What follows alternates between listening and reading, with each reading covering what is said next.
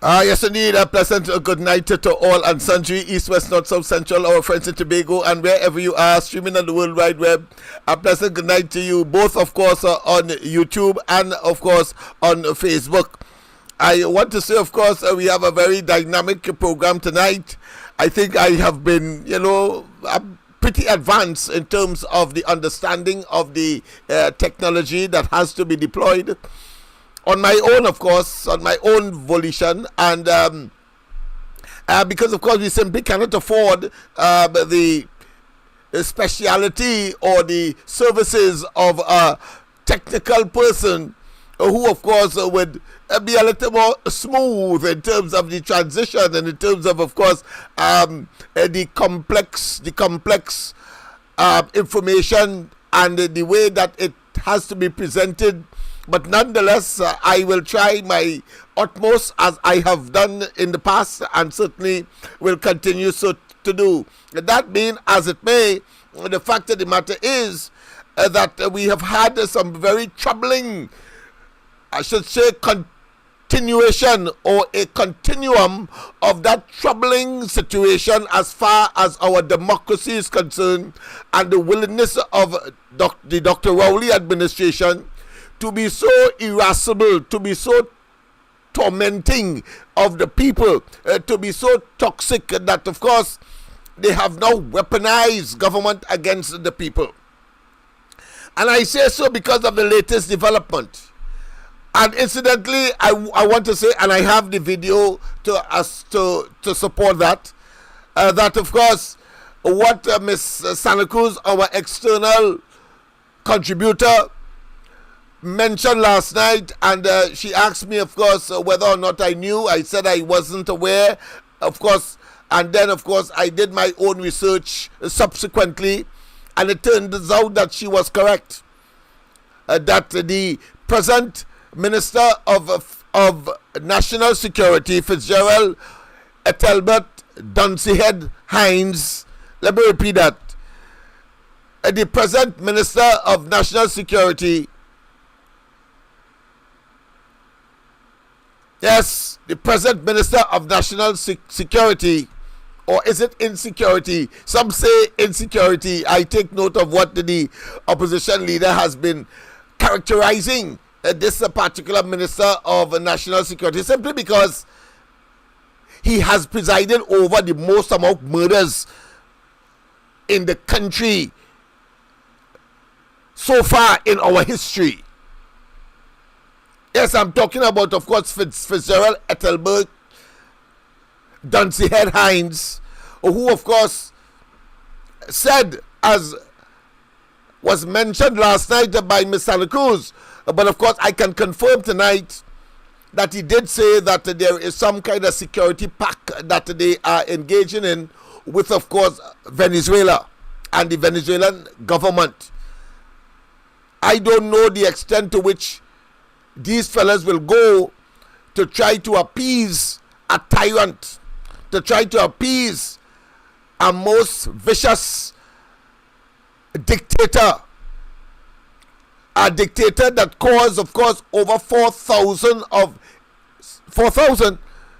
I am making an understatement here, 4 million of their 27 million population strong in Venezuela to leave and occupy and settle, whether temporary or otherwise, in neighboring states, including Trinidad and Tobago. And as we said last night, Dr. Rowley had an obligation as a leader of a small fledgling democracy to condemn. And you didn't have to do it in a way that is so blatant and so conspicuous that you can, of course, upset your neighbor. You can talk generically. You can talk objectively. You can talk about the precepts, the concepts, and the principles associated with democracy. Trinidad and Tobago being a democracy, and the right and the special place and the significance of elections. And in any democracy or in any country where there is the rule of law and there is, of course, a constitution that speaks about an election, because no one can claim total dominance in such an environment. We are no longer in the monarchical type of government where, because you belong to a particular royal family, you automatically becomes part and parcel of the leadership of the country and the management of the country by way of birth and genetic qualifications. No. This is about competition. And because competition brings the best out of people, then the best will, of course, the best will emerge for the management of the society, of course, with certain objective parameters, such as contained in the oath of office. You must do right things to all. You must not be biased. You must not be corrupt. You must distribute the resources of the country equitably. You must propose and engage in legislative mechanisms and agenda and, of course, processes for the betterment and the advancement of the society. And when you engage in the opposite, clearly you are sowing the seeds of tyranny. You are sowing the seeds of dictatorship. You are sowing the seeds of autocratic government. And of course, a population in such circumstance and it being poignant, pellucid, and conspicuous, and right in your face.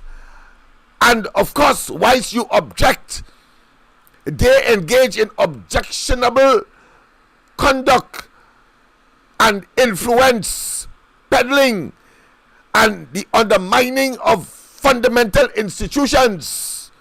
And we don't need to go far to, of course, regurgitate, because we need to understand that our democracy requires what? Eternal vigilance. That is common sense, and that is common, and that is a necessity. It is a requirement of all citizens. Of all citizens. It cannot be that Dr. Rowley and his bunch of opportunistic political treasury grabbing and avarice connected and of course determined individuals, avarice, greedy, to empty the treasury unmeritoriously without working for it. So the principle of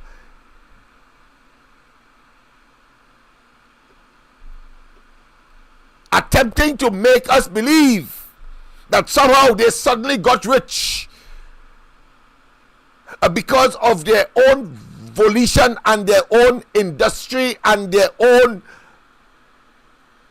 natural abilities is clearly a fallacy, because once they have attached their wagons to the PNM, it appears that occurs. So it could only be the undermining of our democratic principles, the rule of law, the sense of right and wrong, and the mercilessness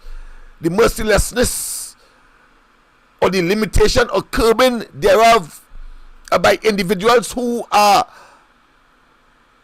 seeing opportunities and who are wallowing, they're swimming in opportunities galore, and turns that into a cesspool of decadence, opportunism, evil, wickedness. Let me say formally, of course, a pleasant good night to all and sundry, east, west, north, south, central, our friends in Tobago, and wherever you are streaming on the World Wide Web, a pleasant good day to you. Yes, this is the Corridor Transformation, your host, Lennox Smith. I have a number of updates for you tonight, and yes, we're going to play some clips tonight.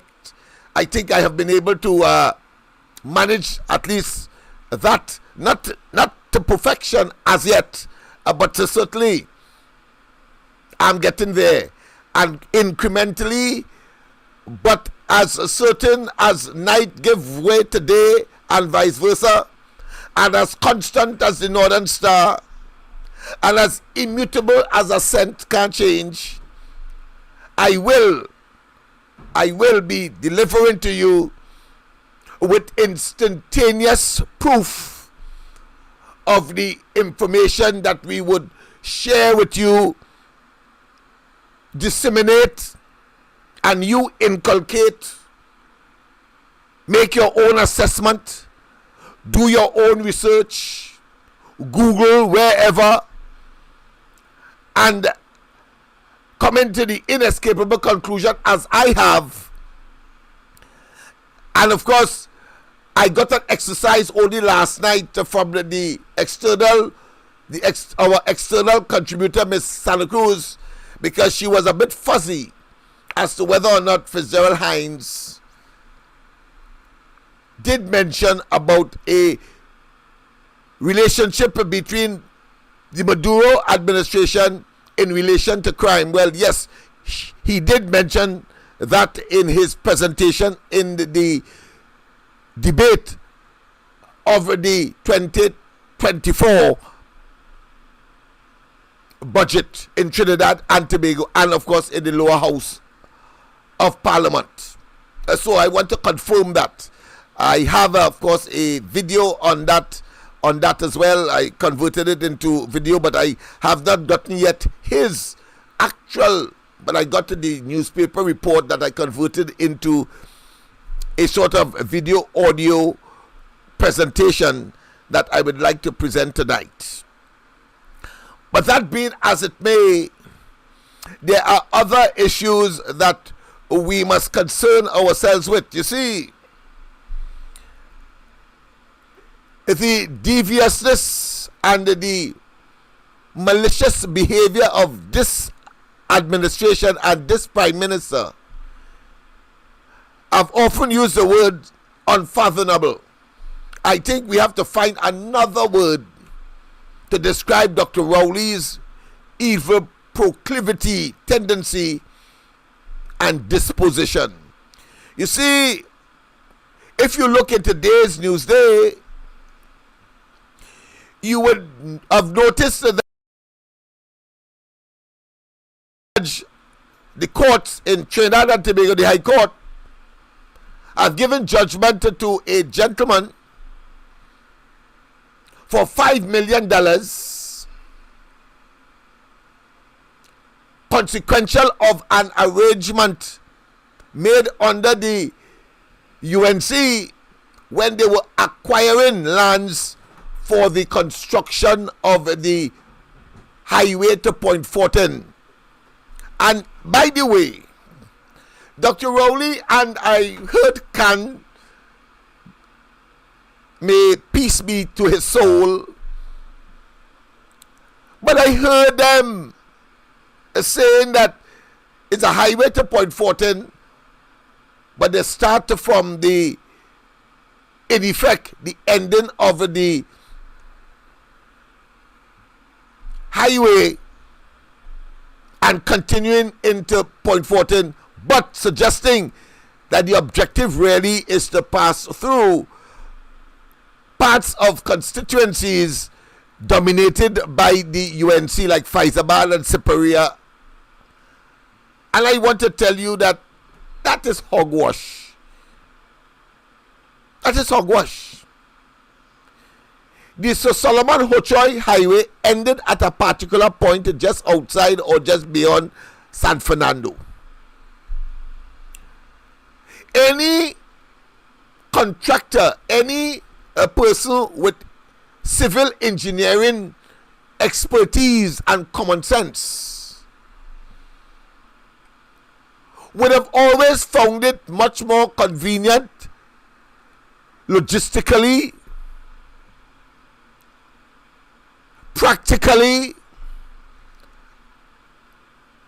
and engineering prowess would start from the ending of the particular highway and moving forward into, and obviously ending up in or on the outskirts of Point Fortin, as would be the case. But instead, Rowley and they gave the impression that the construction of the highway, the largest, incidentally, infrastructural project this country has ever undertaken, $7 billion. We don't know how much it has been whittled down to, but the fact is that it was $7 billion under the UNC and Kamala Prasad Bisesa administration. And the common sense will tell you that all of the much more convenient and much more practical approach would be to begin from where the Sir Solomon Hochoy Highway ended and then move into the other parts, or as this government has done, they were operating on both sides. That is to say, they start from Point Fortin and come towards, of course, where those contractors or that part of the highway was being continued from Sir Solomon Hochoy Highway. That is illogical, and I want to commend them for that. But to play petty politics into it and saying that they started from the Point Fortin end because they were fearful that the UNC only was concerned about Siparia and Faizabad, the highway passing through, I think it is not only disingenuous, I think it is a consequence of the myopia and the deception and the very important, the devilish politics that Rowley and they play. So what they do, they start from the Point Fortin side, whilst of course coming from the Sir Solomon Hochoy side, and in so doing they suggested that Labre and Point Fortin and so on would benefit from it earlier than if it was coming from the other side, from the eastern side, as opposed to the western side of the highway. And while I understand the politics of it, and while I have no difficulty, because at the end of the day, the highway is the most important thing.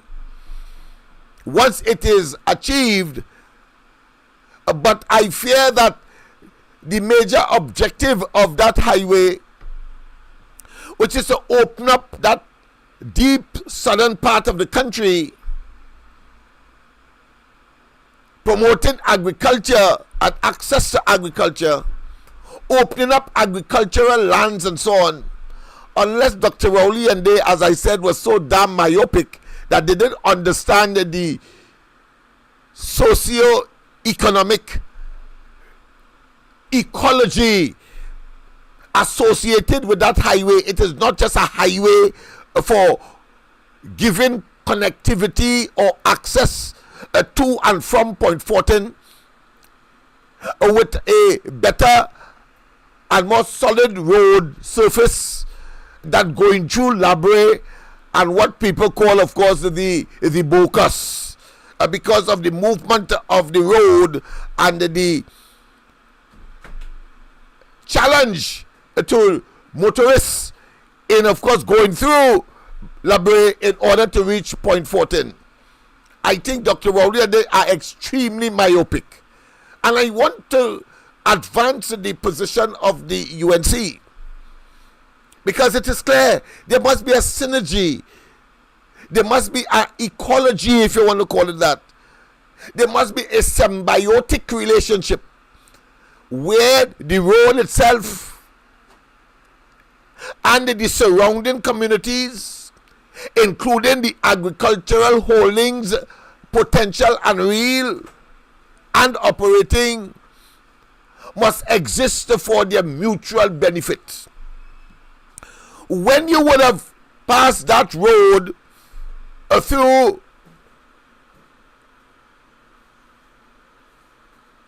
Siparia, Labre, and I'm talking here in terms of constituency wise,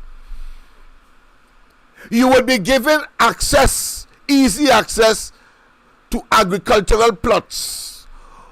What is the benefit of that? The benefit of that is that the farmers will be encouraged to produce more because they have easy access, transportation.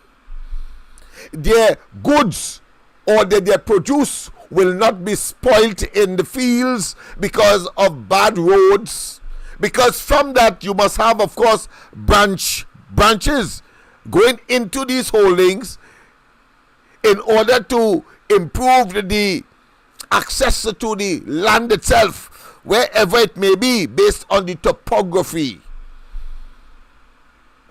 But once you have a major highway like that, where you can, of course, access, it means therefore you are encouraged as a farmer to grow more as demand increases. And whether you are familiar or you are not educated as to the role that you have to play as a farmer in this country at this time. And while you may not be concerned with the complexity of global warming and, of course, international concerns for fossil fuel, and on which we as a country depend for our economic survivability and, of course, the earning of foreign exchange. Even if you are not familiar with those complexity, it is the decision makers who must be concerned so that Trinidad and Tobago can be the best nation that it can be, and that it can diversify in time in order, of course, to avert social upheaval and to of course minimize, if at all, any deterioration in our standard of living, quality of life, and cost of living as well. It means that simultaneous with all of that, one has to look at, of course, pricing. One has to look at food or nutritional substitute. All of those things have to be taken into consideration by a serious government that would invest in a $7 billion highway, the highway to Point Fortin. We have heard nothing of that kind by this Rowley administration, except the petty politics that the UNC started from the Sir Solomon Hochoy end, because they wanted to provide some kind of advantage to the constituencies that they dominate, Siparia, and Faizabad in this case, and somehow provide some disadvantage to Labre and Point Fortin. And therefore, when they came into government, what they did, they started, of course, from the Point Fortin end. And as I said, I have no difficulty if that would expedite the whole process, working from both ends and getting enough contractors, of course, to operate. But the fundamental benefit is not only easy access and smooth driving all the way around the deep south to get to Point Fortin, but not passing through Labre and the main road that Labre would possess in order to access traditionally the Point Fortin borough. But the other economic activities that road, the presence of it, will of course generate. And that is the significance. So whether it be the development now of agro-processing, because of course you will have at times when overproduction of a particular commodity will cause, of course, the deterioration or the lowering of prices on the market. Take, for instance, if a lot of tomato growers or farmers had a bumper year and all the tomatoes came in at one time, it means, therefore,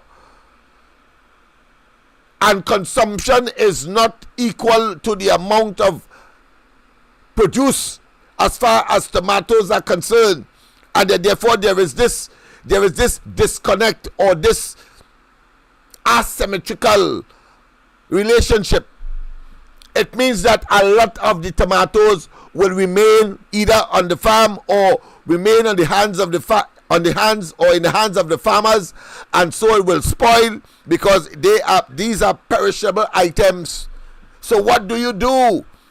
And of course the price will be drastically reduced. So one time in the beginning of the season, you would hear tomatoes maybe $25 a pound, and then at another time, people telling you take it, because they have no place to store it, and it's better people consume it because the price is so negligible that there would have been no need. It would have been unprofitable to even keep it. And of course, with the prospect that it will inevitably spoil, and therefore that in itself presents some challenges, because there's a cost in itself to get rid of that spoilt commodity, especially if it is in large quantities. That is what we are talking about. Sensible construction of a road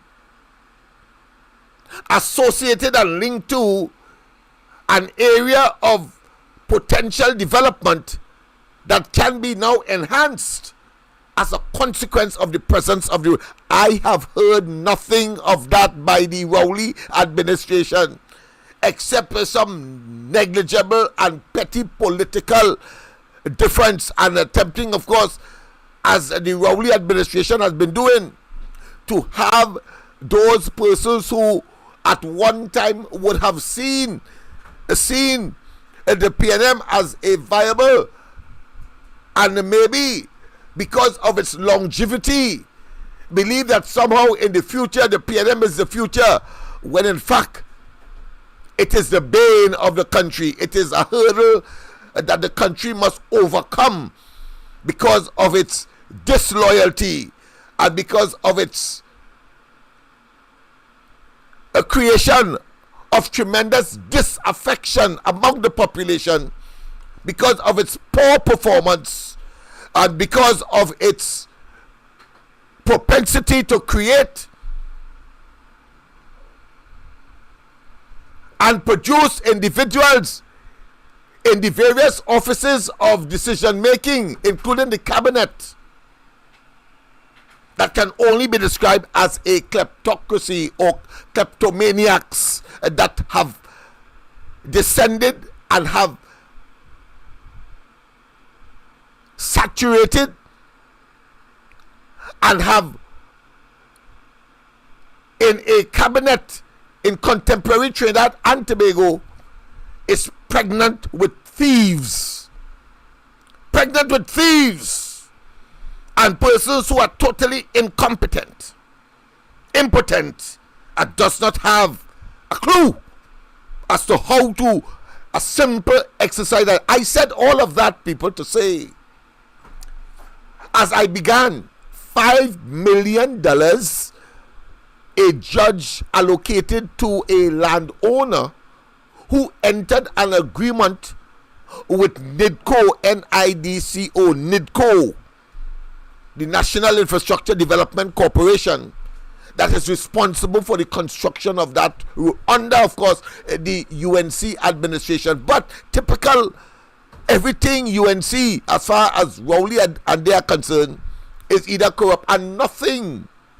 As I said last night, categorically and without fear of contradiction, and I'm prepared to put my neck and all on a guillotine to tell you that all of the major concerns about profligacy, waste, corruption, self-serving, and the manipulation of the resources of the country, financial and otherwise, Rowley and they have not only not been able to adduce any evidence, but my own research shows that no way the UNC could have been accused of that, because it never existed. It is a figment of Dr. Rowley and his minions, only to try to get where Kamla Prasad Bisesa and her ministers, very competent and efficient, were. And they have succeeded by way of propaganda, old talk, misinformation, disinformation, innuendo, and of course all of the unsettling, pernicious and vicious statements, only because they are power hungry but cannot deliver, consistent, of course, with the oath of office. And don't tell me that I am talking pie in the sky or I'm talking ad hominem. No. Otherwise, you'll have to tell me which of the finished or unfinished 107 or 6 schools that Kamla Prasad Bisesa and the UNC either completed or were in various stages of completion before this bunch of opportunistic political parasites with only old talk, innuendo, hyperboles, grandiloquence, and magniloquent language, totally bombastic, and that they beat their chests because it comes, of course, with also a kind of arrogance and contempt, as we know now. Which one of those schools? Which one of those schools, 106, whether they finish or unfinished, the majority were finished, which one of them Rowley and they investigated and was found wanting, and any minister or significant operative of the UNC have been brought to court? Which one? There is none. It's 106 we're talking about. So when I talked last night about, of course, the velodrome and the aquatic center and the Cuba hospital and the loans that were already in place for the Arima and Point Fortin hospitals, a major area that they must have considered for the illusionary and the phantom corruption that they say that the UNC and continue so to do, because they have the freedom of speech in Trinidad and Tobago, but will want to emasculate others. I'll come to that later. And because they have the power of speech, and because they have air in their lungs, they have been able, of course, to hoodwink, deceive. That is called gaslighting. Gaslight. They gaslighted the population, and some critical in the sense of numbers under the Westminster system that we operate first past the post, they were able to scrape through in 2015 with 23 seats, and now again in 2020 with 22. Of course, all other factors not yet considered. All other factors, and I say all other factors because I want to make certain that we do not be lured into believing that they won that election just so. We must factor in, of course, the fact that Rowley influenced and went to the chairman of EBC in 2015 and caused the extension by 1 hour. Up to now, we don't know what the benefit of that is to the PNM. We will find out in due course. And then in 2020, when the 5 years was up and time, of course, to renew the mandate, Dr. Rowley orchestrated directly, he and his foreign affairs minister then, as well as, of course, the then Minister of National Security, Stuart, what I consider to be buffoon young. Yeah, a total moron. Young. And, of course, the then Minister of Foreign Affairs that orchestrated the non-presence of independent observers who would have, if they were here, and using the guise of COVID, if they were here, they would have been subjected to and would have observed the places where ballot papers were found in bushes. They would have observed the conduct of the EBC in the 5 or 4 recounts that legally engendered and triggered by the UNC for those constituencies that they felt had sufficient discrepancy, and I'm using it generously, that word discrepancy, because you could believe there is some kind of mistake, but I believe is orchestration, having regard to the fact that Al-Rari was seen after the poll closed in the 2020 elections. I have it somewhere on tape, with large envelopes walking into the returning officer in the San Fernando constituency. Yeah, the office of the EBC returning officer walking in the in darkness, but they were able, of course, to capture the figure because there was light emanating from the and lighting, of course, the immediate vicinity to the entrance of that particular office, and it was irrefutably and distinctly the image of Al-Rari. So that is another aspect of it, and the observers would have known that as well. We would have had the duty and responsibility to place that before them and bring it to their attention. Yes. Yes. People, we don't know yet the details as to how, but in spite of that, as is the case in Tobago, the UNC was able to take Moruga Tableland in spite of that and reduce, and of course they had a trump card, and they had a mega candidate in Winston Gypsy Peters there, and little David in the biblical story, David and Goliath. Little David, in the form, of course, of the current representative for Moruga Tableland, she beat him to a fuzzle and therefore reduced PNM's haul in 2020 in that elections by 1, but it is significant. So apart from all of the shenanigans and all of the actions taken to undermine the electoral process, Dr. Rowley found himself in the Tobago scenario subsequently, and that is how we know how despicable, how wicked, and how power hungry, and how they are prepared to manipulate the system, and of course involve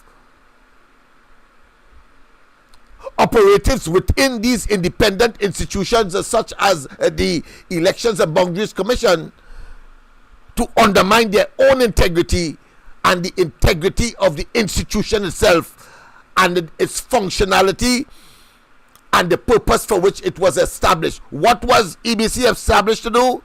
Only to conduct fair and free from fear elections. That's all. And there's a process that they would have had to recommend and accepted by the authorities, and one of the fundamental is this: that all players, all persons, whether you are independent, you're representing a party, you're part of a party, etc., must have a level playing field. Not what Rowley have demonstrated an unfair advantage to just to stay in office. And mind you,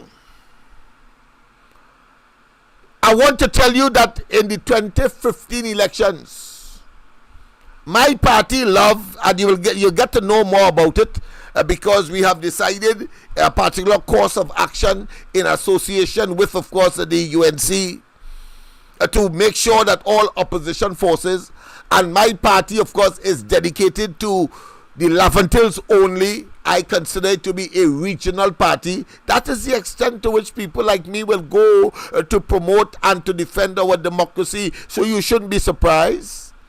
Why would you be? This very program is one that demonstrates that level of patriotism and concern for our democracy. So you shouldn't be surprised. The party is called, of course, LOVE, Laventil Outreach for Vertical Enrichment. The acronym is LOVE, L-O-V-E. And the symbol, of course, is a rocket. The sky is the limit. That is what that symbolizes. It's there registered in the EBC. You can check it anytime. Ask her for it. It's there. So I'm saying all of that to say that the government of Trinidad and Tobago has weaponized government against the people and believe that because of those unfair advantage that they have orchestrated, developed, concocted, choreographed, managed, and of course manifested in more ways than one, that eternal vigilance must now be translated into action to counter that kind of travesty of the electoral process, which is the commencement or the nascent stage or the beginning stage or the genesis of any body becoming a government minister or a prime minister or a party managing the affairs of Trinidad and Tobago. It is critical and very important. Rowley and they know that, so they focus there, but for pernicious, self-serving interests. And because they have been there for so long, the PNM that is, Rowley was able, of course, to generate and to exploit the so-called sleeping cell, PNM, that at one time we would believe that because of their status in the society, they can't mash hands, that their integrity was unquestionable. We saw where he was able to pull that out because the people, on the other hand, saw the deviousness and the wickedness and the incompetence and the impotence and the greediness and the avarice and the nepotism and the cronyism under the guise of political patronage, abuse, and therefore misbehavior in public office, utilizing the very resources of the country to assist their friends and family and acquaintances and prefer and rather individuals such as their friend in the legal profession who can't win a case, but they getting millions of dollars of your and my taxpayers' hard-earned money, particularly in this time and in post-COVID. And all of us are entitled. All of us are entitled, and all of us have an ownership of that money.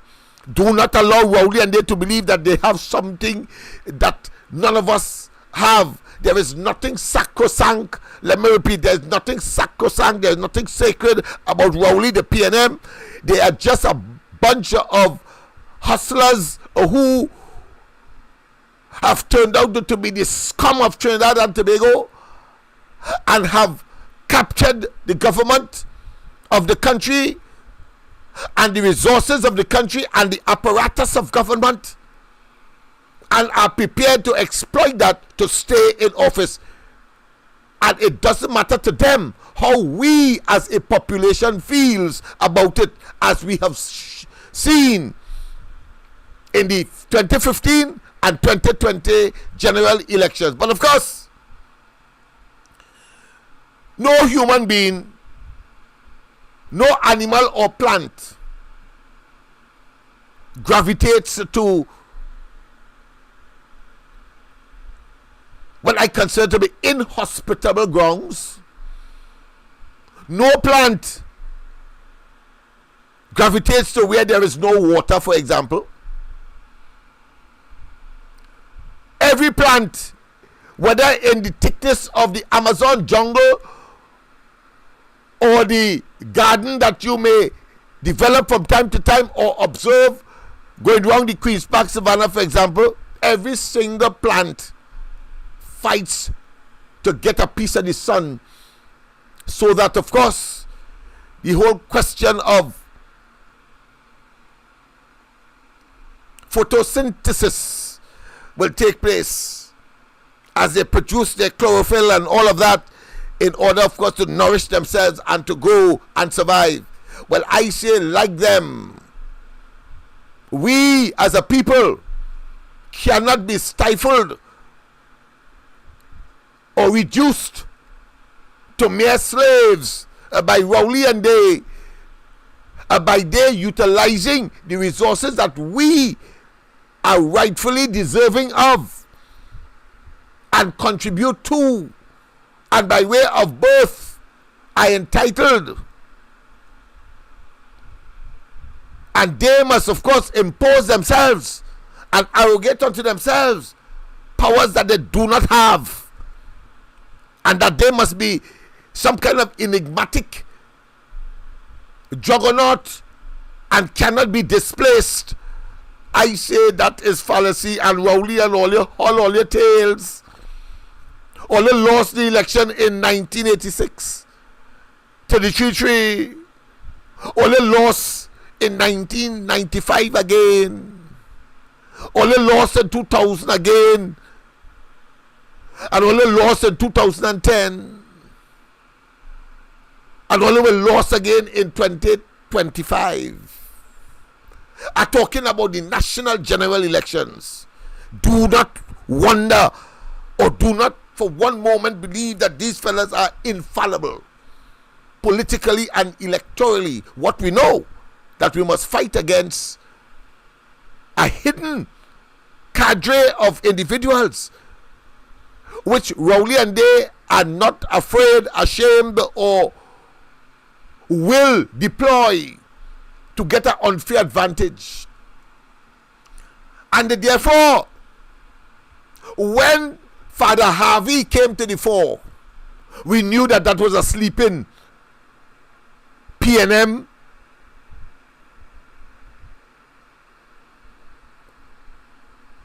Sleeping PNM. Nucleus, if you want to call it that.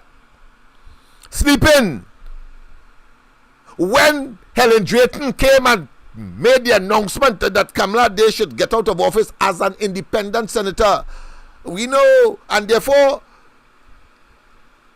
we must be vigilant and understand that when the current crop of so-called independent senators begin to show their petticoat and their jockey shorts, we must make them out for who they are. Because Rowley has gone miles further into undermining the objectivity of the office of the president by putting a PNM activist in the office of president. She's just waiting on the right time, as Father Harvey did, and talk about some kind of exorcism around the parliament when it was at Rising Road. To do what? To get rid of the Kamala Prasad Bisesa administration. Helen Drayton, as an independent senator from the independent bench, to talk about call elections early because she felt that she was protected and that her allegiance was not to Trinidad and Tobago and her senatorial position, but to Rowley and the PNM. Yes, we saw, of course, Justice Ventor, the same man that Rowley, today I'm sure, if they have any shame at all, must be contemplating what nonsense he did by bringing that man and saying that he is a one-man or two-man commission of inquiry into the acquisition of lands under the UNC, generating another fantasy that in only yesterday a high court judge say give the man who the UNC entered into an agreement with to purchase the land by the state $5 million and with interest. But Ventura was given that as some kind of front or some kind of charade to suggest that somehow the UNC corruptly acquired those lands. Well, the courts tell them as it is. And mind you, that is precedent for the others that are before the courts today. And incidentally, Munilal and all is seeking justice from the civil courts against Rowley for giving the impression that $175 million parcel of land that Rowley was up and down the place claiming. Of course, it is under sub judice, so I will not go and delve deeply into it because the decision is to be made next year on that matter. But superficially and synaptically, on synopsis, it is merely, of course, Rowley suggesting that he was part and parcel and benefited from what he considered to be $175 million parcel of land that ought to have been costing the state half of that. He's so stupid.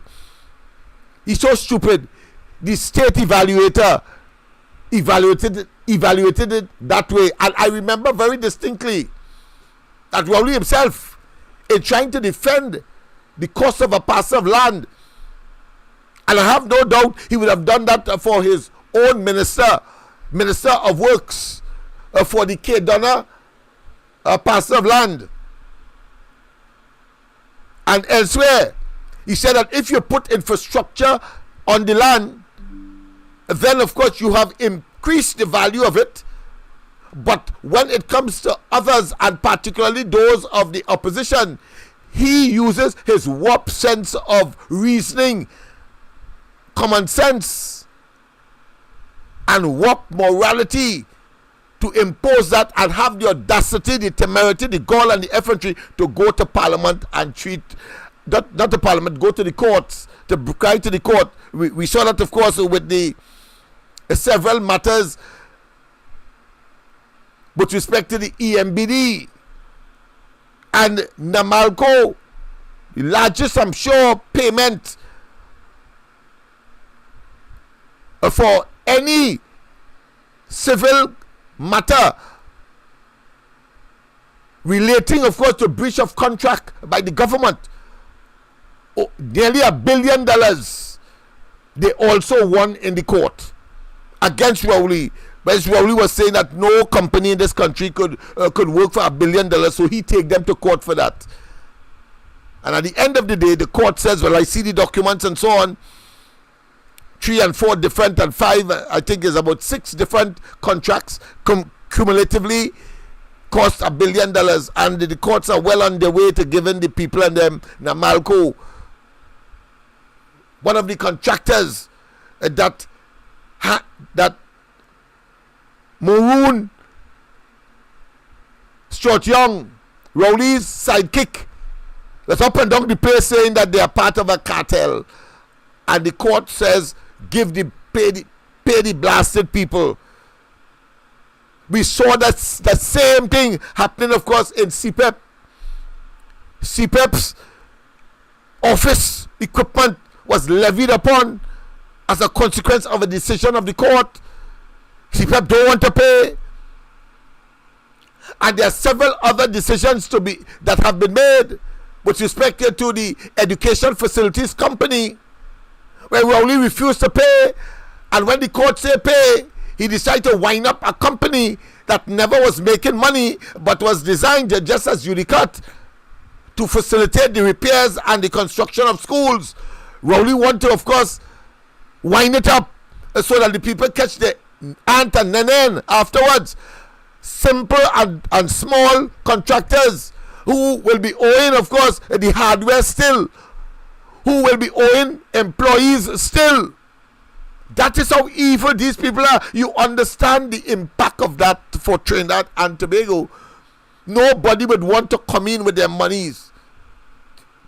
But a government that is so belligerent, that is so stupid, that is so evil of their people,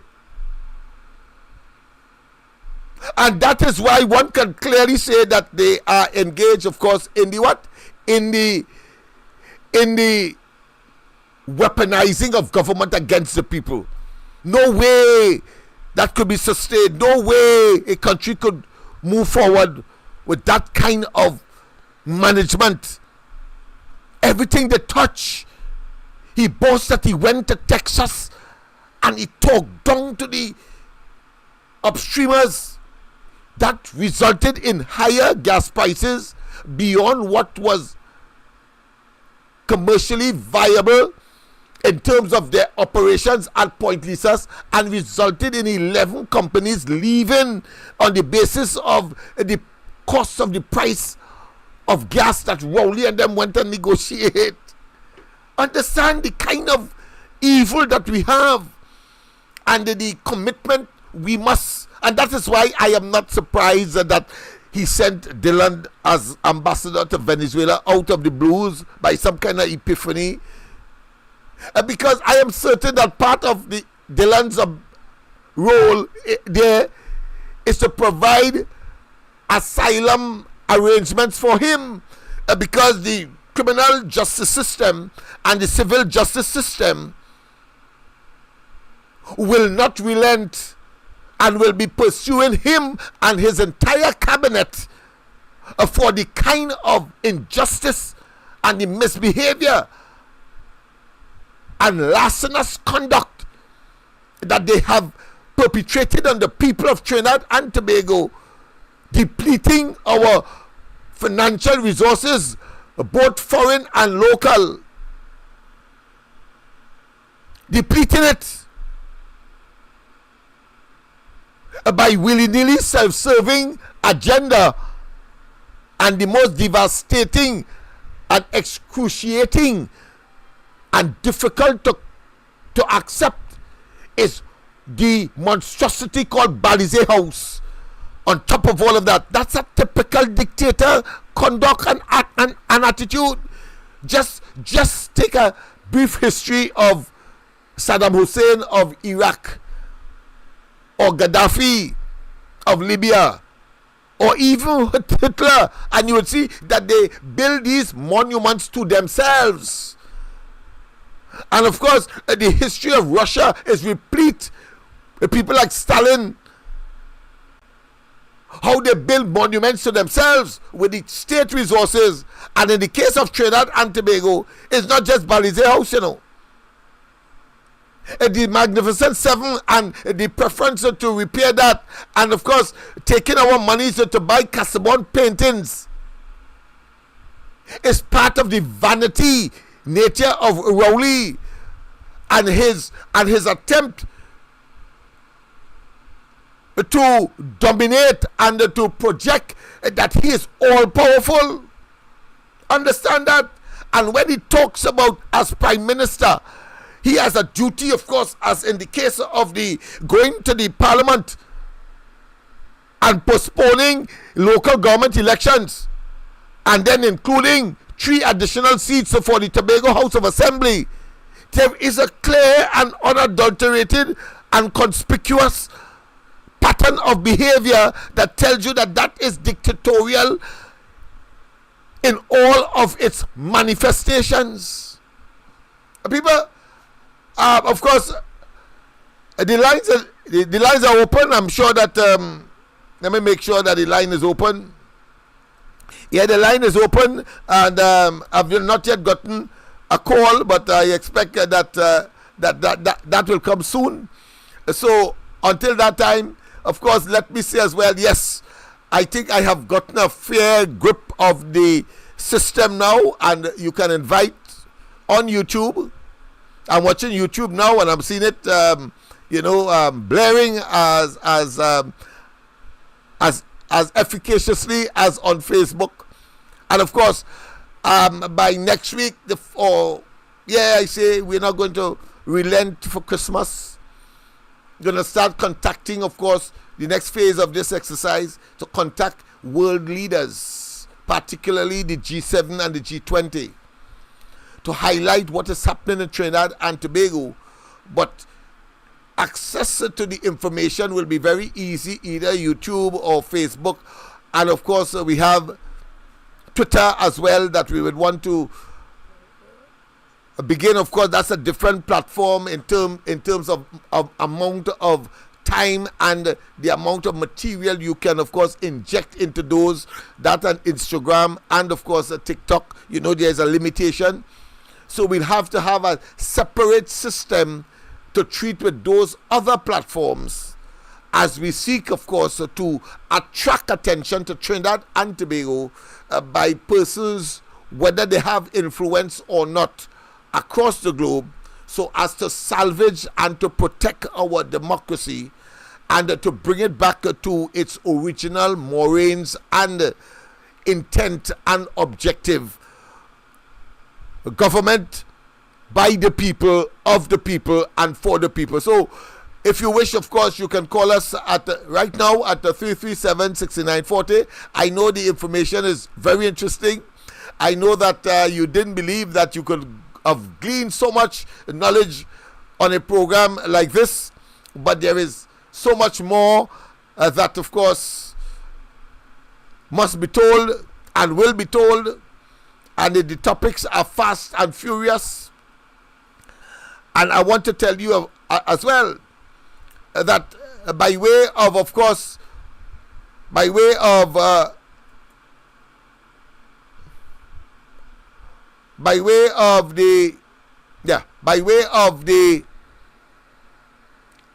videos, I'll play one for you because I think the first one that must be played on this new dispensation of the corridor transformation must be the concerns of Kamla Persad-Bissessar, a stalwart, a true patriot, stateswoman for Trinidad and Tobago. It cannot be doubted. It cannot be questioned. And of course, the UNC as a whole and its various leaders, including the deputy political leaders, whether it be Jolene John, whether it be, of course, Munilal, but Kamla Persad-Bissessar has been steadfast and she has stayed the course. And therefore, when you work hard and you work sincerely and you act decently and justly, then just reward can only be the consequence. However, on the other hand, if you are despicable, if you are dishonest, if you are dishonorable like Dr. Rowley, and you seek honorable office, the only outcome is the disaster and the shenanigans and the total collapse of the society, potential, real, and continuing and continuous. The outcome can only be destruction and disaster. I see, of course, somebody brought a cup of water for me, but I can't use a green cup for obvious reasons. I'm sending a message, of course, to those who are concerned that the throat is getting dry. So please put it in a different color cup so that I will drink from that cup, because if I show it here, it will look as though I am holding nothing in my hand.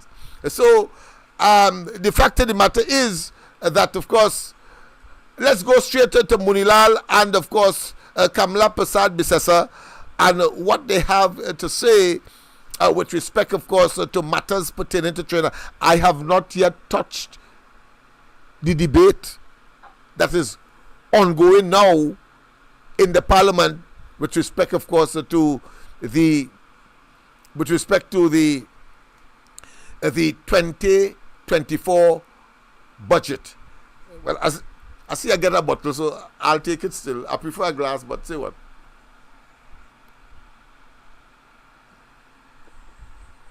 Thank you very much.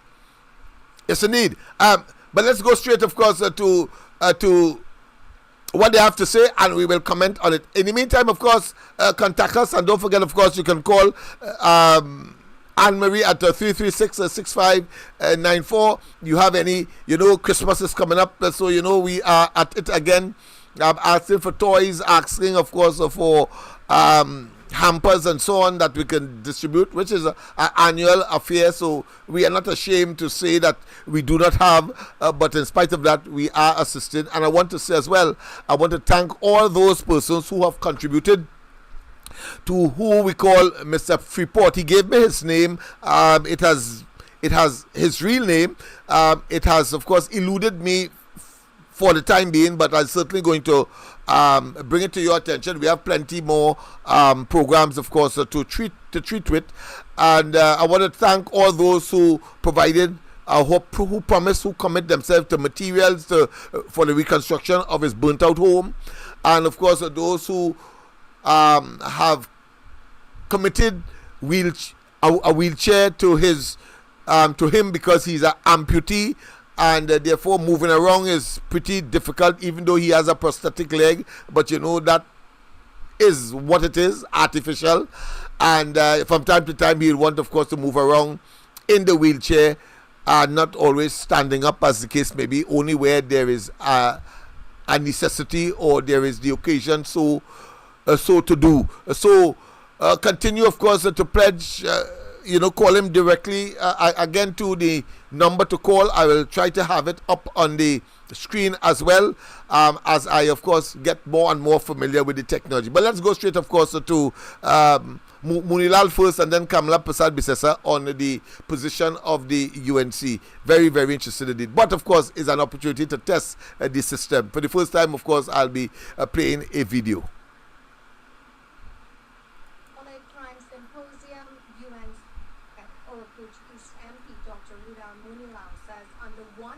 Administration, it was kidnapping for ransom. Today, the PNM in another incarnation, home invasion, going after the people in the sanctity of their house. In the sanctity of their house, they come in like rat, like bachak into your house. Huh? They rape, they rob, they plunk. I want you to tell me if you are getting an echo, because there's a particular way we have to set the system. So I have been asked to find out if you are getting an echo, because we don't want the sound coming through the mic that we are getting from the presentations or from those videos, and then, of course, disturbing your audibility and the essence of the information that we want to share with you. So if you can call in and let us know, we'll appreciate that. Or you may write on the blog. I see people are there, and tell me whether or not you are getting an echo, a reverberation, so to speak, so that we can make the necessary adjustments. So let's continue, of course, with Mulal and then Kamala Prasad Bisesa. The party rejects the notion that crime... Of course, this is about a symposium on crime that was hosted by the UNC. And, of course, it was just on the heels of Dr. Rowley's multiple reasons for crime. He ended up, of course, philosophizing and saying that Trinidad and Tobago is a violent place. But before that, he said he had a 10-point plan. And after that, he said, of course, that the churches must assist. And after that, he said is a health hazard and a public health issue. And then, of course, he had a big symposium at our cost here in Trinidad for the entire CARICOM. And then, of course, finally, as if to outdo all what he did before, he went up on the United Nations platform at the UN in New York, and instead, of course, talking about the Millennium Goals and our achievements, he then asked for, of course, assistance from others to prevent guns from coming into Trinidad and Tobago, as if it is only from the United States guns are coming and ammunition. We know that it comes from South America as well, and it accompanies, of course, the narcotics trade that, of course, targets the countries of the North, United States, Canada, Europe, etc. I wonder what those governments are saying. Well, if you want us to stop the guns from coming to you, then you should prevent narcotics, mules, and tycoons and tyrants from, of course, passing through Trinidad and Tobago's waters and utilizing their property as an entrepot in order, of course, for these drugs to reach the United States. Fair, but as usual, Rowley made an ass of himself in those circumstances.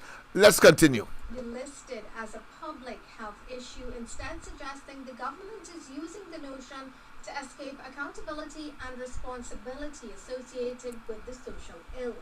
Opposition leader Kamla Prasad-Bisasa also questions government's intent. What does it mean? Is it that they're going to use the public health regulations to deal with crime? Remember when they used the public health regulations during COVID, what happened? They locked down all of you. A former Prime Minister, Mrs. Prasad-Bisasa, says her government took crime down to the then lowest level in over 30 years. Under Rowley's, only criminals are safe. They're protecting criminals. They're refusing to give legal firearms to law-abiding citizens who want it. What is wrong with that? Why is it? Remember the businessman recently, he was granted the firearm, the license, but they never delivered the license and got killed. Maybe he could have saved his life. Her party, she says, notes with pain the frequency of home invasions. Can you imagine you are in your house? As you say, your home is your castle. The place that you feel safest. And you just see man jumping in over your gate and into your house. How terrifying. For women, it is terrifying. But I can think of a father and a husband. How helpless that person will be to watch wife and mother and children. That to me is one of the most terrifying experiences that you can ever imagine. The cries, the pain, the anguish, the anger. You will not wish this on your worst enemy.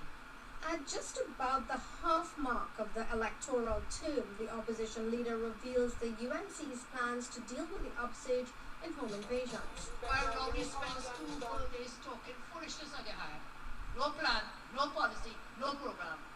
The UNC will do the following to put an end to this devilish offense of home invasion. 1. We will bring legislation to Parliament to create a specific criminal offense of home invasion. She proposes a penalty of 25 years imprisonment and a second piece of legislation. We will also bring stand your ground laws. Stand your ground laws. Let me explain that. At the moment, the law is a man invades your house or a woman invades your house, cutlass, weapon, gun, whatever it may be, and you have to use something they call reasonable force. Man coming with gun in your face and you must do nothing. Nothing. I propose that we adopt the stand your ground legal principle that will be inserted into our law. This means putting into our laws the legal principle that allows a person to use force in self-defense without retreating. In the meantime, Hoover South MP Rudy Indar Singh has this as Plan B. Tonight, Prime Minister, I want to tell you that if you and your Minister of National Security cannot act, I will call upon communities within Hoover South to protect themselves and erect barriers, just as they would have installed in Valsain and Westmoreland. Urvashi Tiwari, Rupmarine, TV6 News. So people, there you have it. The response, or should I say the position of the loyal opposition in Trinidad and Tobago, and it makes sense to me as an expert in myself in my own right, of course, as a criminologist and one with, of course, a diploma in forensic analysis.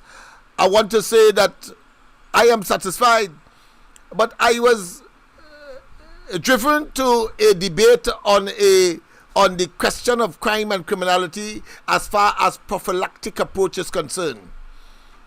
And I've often said that Dr. Rowley seemed to have a predilection for not only dishonesty, but not only incompetence, and not only engage, of course, in gaslighting, making something look as though it is when in fact it is not, illusion and delusion. Yes, that level of psychosis Yes, manic depressive psychosis, it is called, duplicitous and bipolar and schizophrenic. But if Dr. Rowley had a real interest in addressing the problem, he would have, with the opportunity that might have come his way, obviously, he would have engaged in this prophylactic or preventive mechanism, prevent the young people from gravitating to a life of crime. Some say that more work, because of course it is well established biblically and otherwise that Satan finds work for idle hands. That is a given.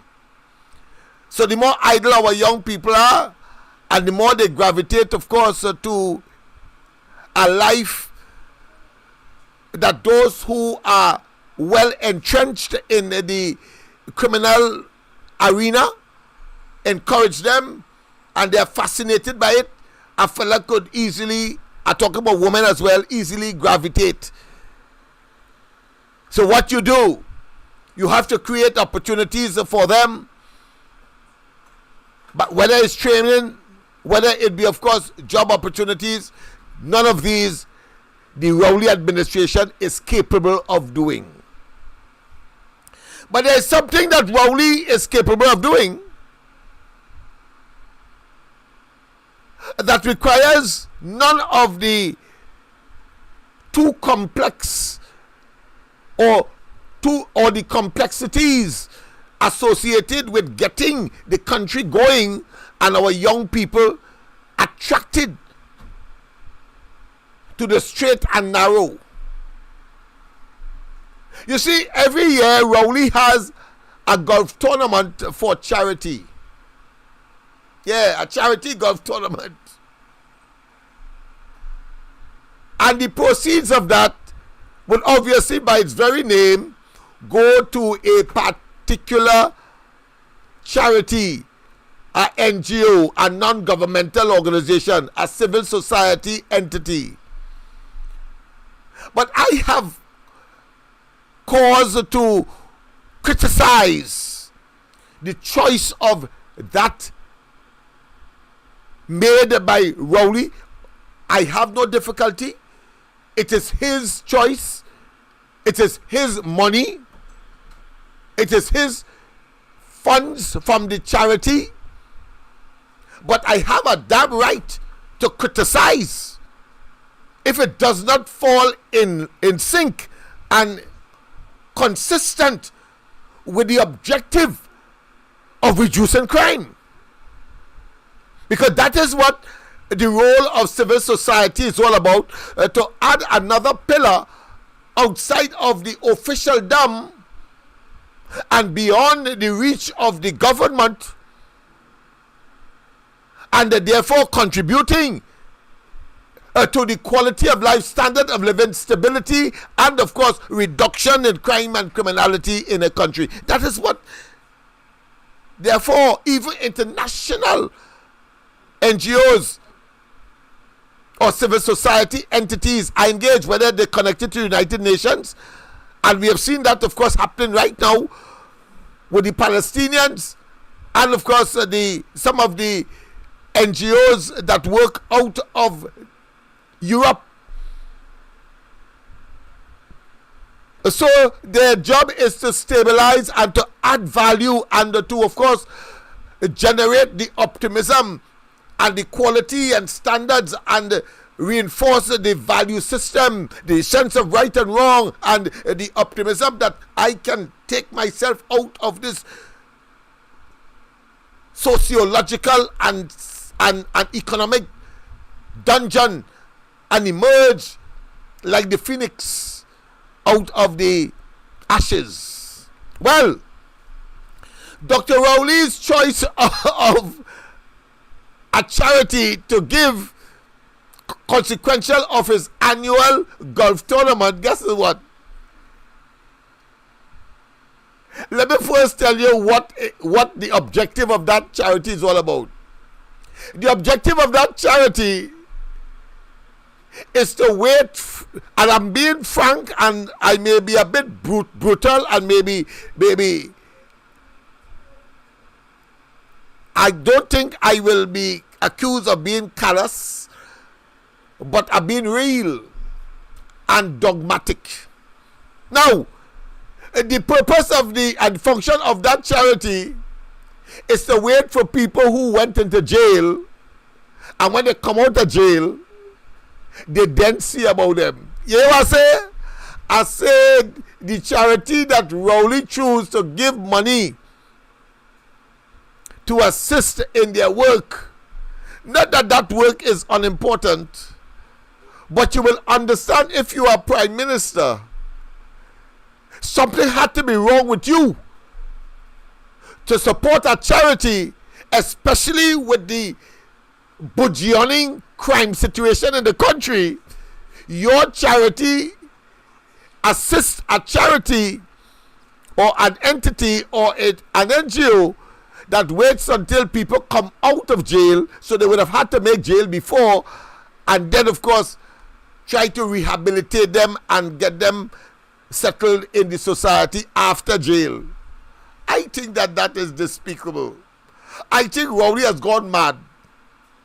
He must revise that, because if it is you are prime minister and you're concerned about those young people going into crime, how could you support a charity off the cuff solely that requires you to go to jail first before they assist you? Yes, I'm talking about vision and a mission. Yes, that is the charity that he chose.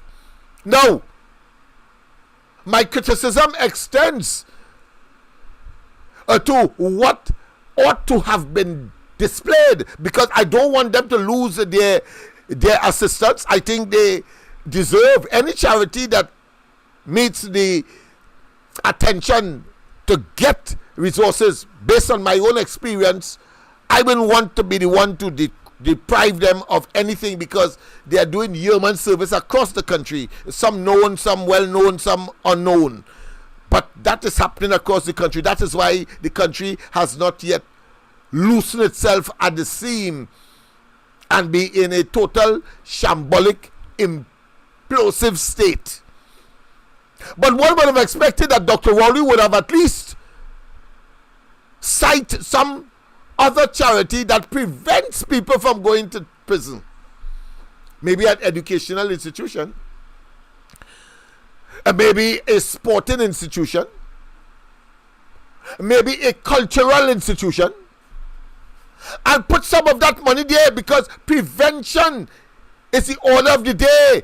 You cannot by your actions say that you support people going to jail before they can get assistance. Come on, Rowley. You had to be a damn madman. You couldn't think. No one is telling you do not support vision and a mission, but it is not consistent with what is required in Trinidad and Tobago, and by demonstration, because the Prime Minister is a significant exemplar, a person who is within him the repository of the moral, ethical, and of course role model that most people would aspire. Dr. Rowley has failed on all fronts. Failed. So that was just another area I thought I should mention with respect to that. With respect to Dr. Rowley and his crime plan. So you understand that they are doomed for failure. So don't even bother. They are doomed for failure. If you cannot recognize that that is an awful demonstration, a contradictory demonstration, a counterproductive demonstration. You happen to have a charity, but you're going to only support a group that has as its core operation wait until people come out of jail. So they have to go to jail first, come out of jail, and then to serve them or assist them. Come on. Come on. I think it is totally asinine. I think it is absurd, and I think it is, of course, counterproductive. You cannot talk about the all of government approach and be so lame duck and so intellectually depraved and vacuous to be thinking along that line, Rowley. Personally, it's your money, but I have a right to criticize because you are Prime Minister, and that kind of decision is totally incongruent with what is required as far as responding to crime and criminality is concerned in this country. Let me also quickly indicate that parental responsibility legislation is a major area that has been overlooked, and I will be, of course, over time expressing my concern to the opposition, because I have no time with Rowley, and they are consummate and monumental and what I consider to be recidivist failures. You know, recidivism is usually a criminologistic term, but for Rowley and them, I think it is appropriate because it has a dual meaning. Recidivists in the sense that they repeat the nonsense that they do for total failure, and recidivists in terms of the actual fleecing and engaging in, of course, the manipulation and therefore misbehavior in public office. In that context, they are also recidivists. We just have to look at Balize House and understand what is happening. So I would dismiss them, but of course I would want to help free of charge the Kamala Prasad Bisasa administration on the question of parental responsibility legislation, but not as the type, if you want to do the research, that obtains in, let's say, Los Angeles or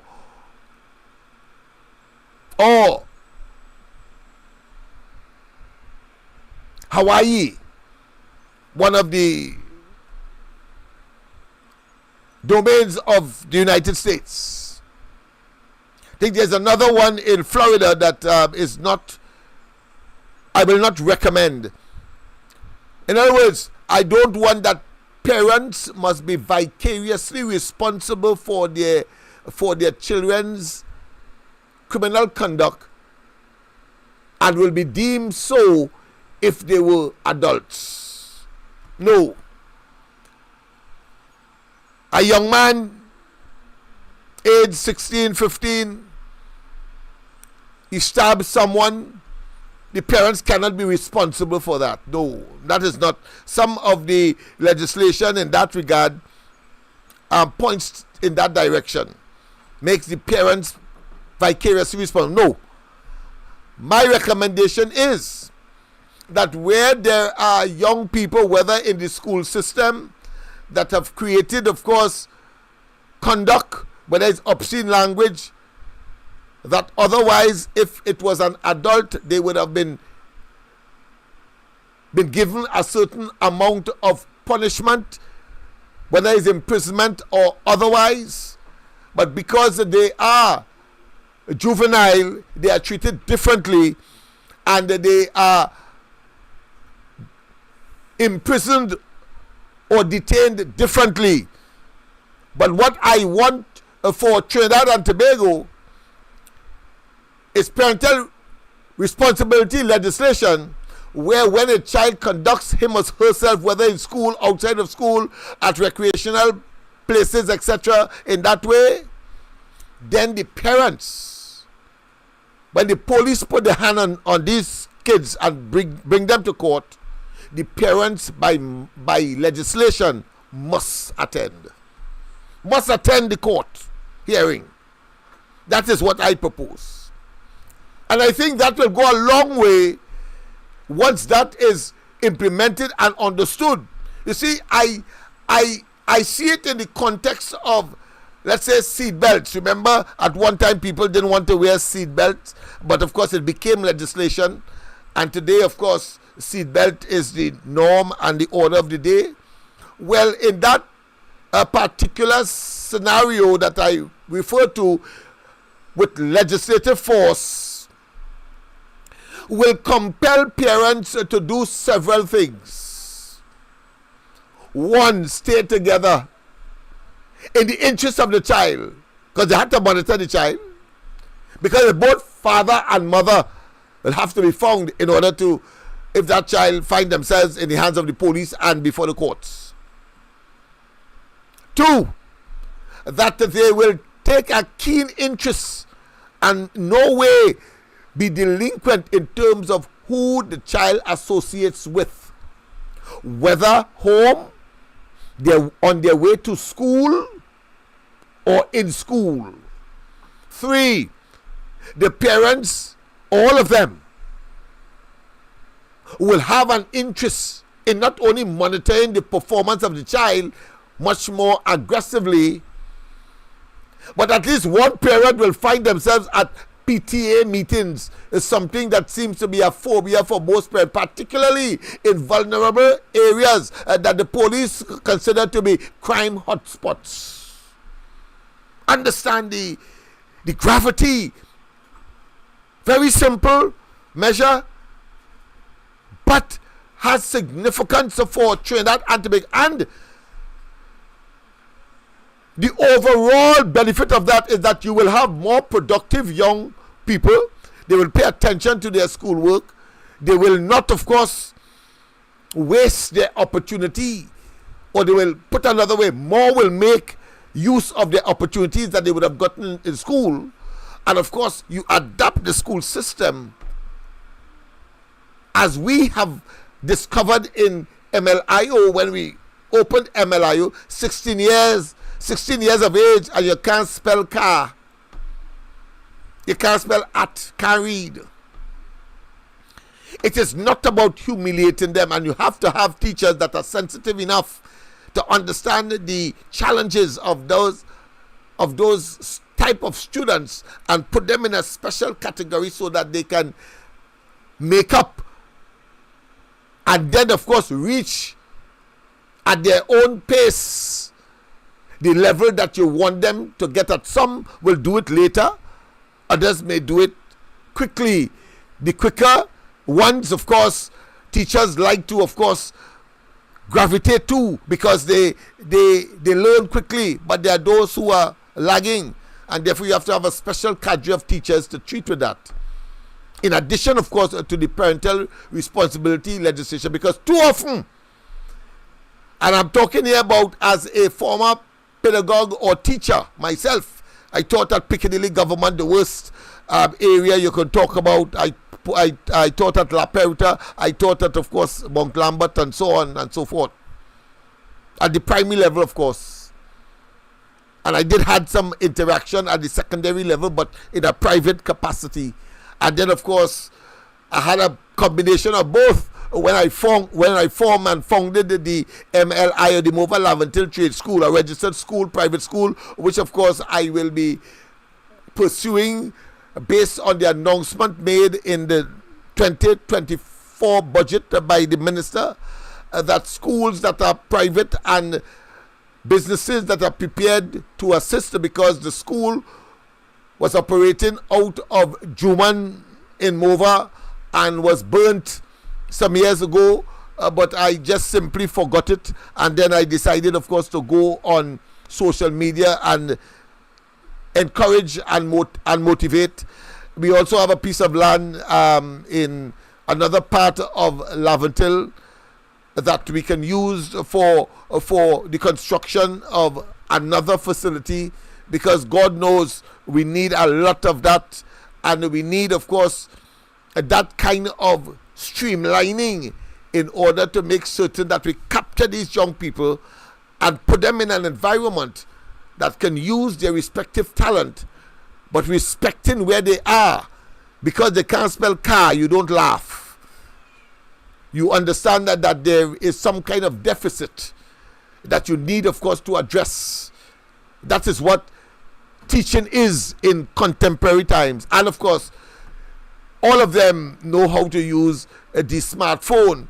So you use that device to, of course, promote the computer. That is what we did when we were exposing them to the school leaving exam, to make them at least functionally literate.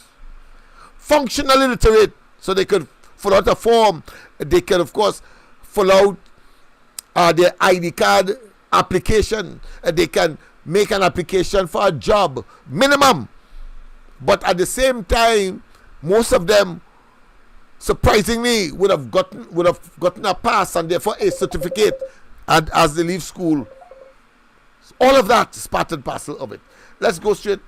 See a call is coming in, but I'm not seeing it again. All right, we got a call, but I'm not seeing it again. But the fact of the matter is that these are some of the issues that I will be discussing with you and sharing with you, and of course wanting your own of course comments and your ideas, as well as we prepare for a Kamala Prasad Bisesa UNC administration, where all of us must emerge from this disaster that is Rowley and the PNM with a salvaging objective for a better Trinidad and Tobago, and the unit components therein, whether it be the family, whether it be the neighborhood, whether it be the community, whether it be the village, whether it be the regional corporation, whether it be the city, whether it be the borough, must generate the conflagration that is required, socio-economic and psycho-cultural, in order to move Trinidad and Tobago forward, and to leave Trinidad and Tobago with a cadre of leaders that we can be proud of, even if we are in our graves. That is the objective. So people, stay tuned. In the other aspect of this effort to get on the social media platform. Let's go straight to the lines. Pleasant good night. Welcome to the corridor. Pleasant good night. Yes, welcome to the corridor. Number one program on Facebook. Thank you very much. Thank you very much. Yeah. And YouTube too. Yeah, I said that on YouTube. All right, okay. Yeah, I thought you was biased, so I wanted to make sure that.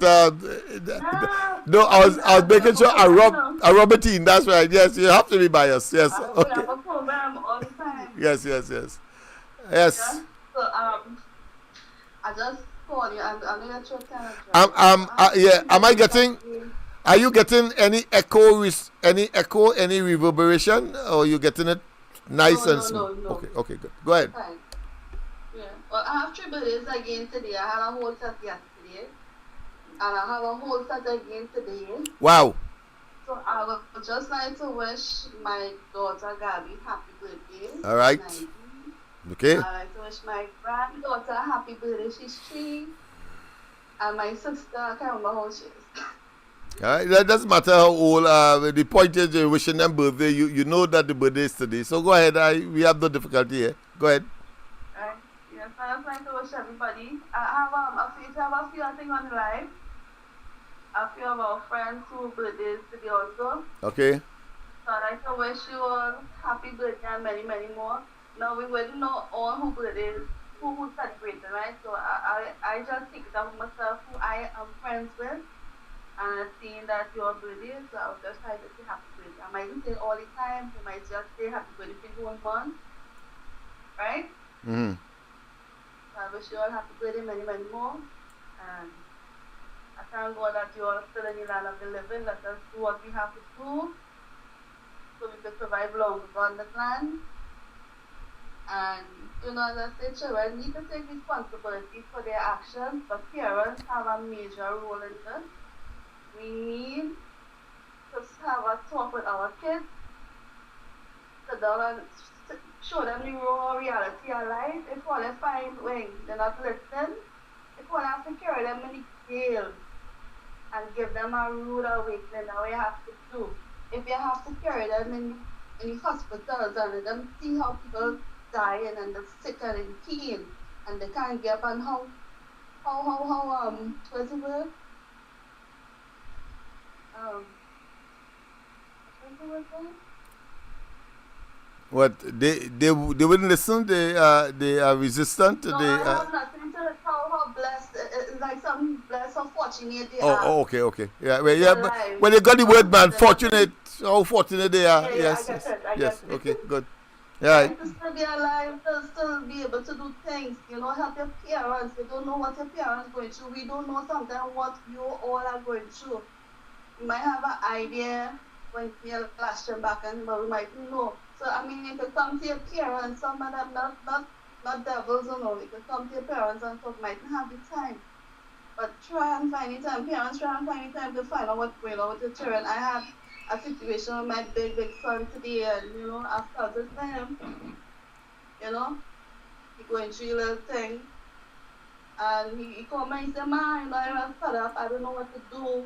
Man, I don't wanna go outside and I wanna gun thing. I don't wanna go do the wrong things, but things not happening to me these days, you know. I tell him, I said, boy, you don't have to go through that.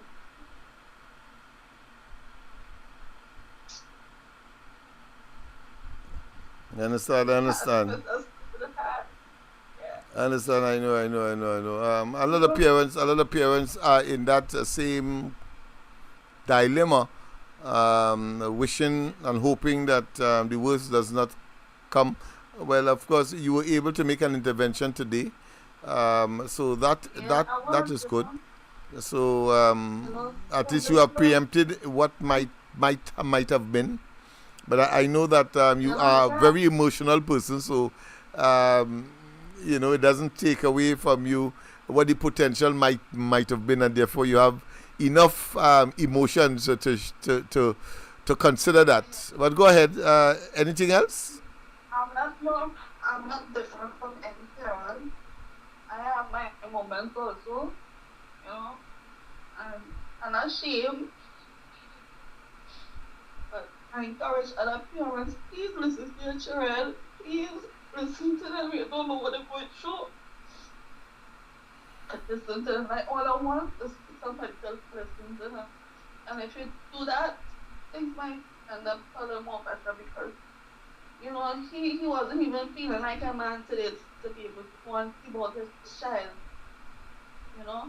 And he come, he gave it to me, certain things like I told him, boy, I have some money and things whatever. I went with him and we got everything that the child needed. Because she's only three, So I'm saying listen to your child, listen to them. He doesn't know. He doesn't know, right? Listen to your children, pray with your children, and whatever it is happening in school, we have a part to play with it because we don't talk to them. You don't need to beat them all the time. I mean, sometimes they need some lash, right? They need to be spoken to in a particular way. You can't be playing with them because I hear parents say no long time granny used to be parents used to give us a little tales, neighbors that talk to us and like people say no, hey, long time they start used to be with us.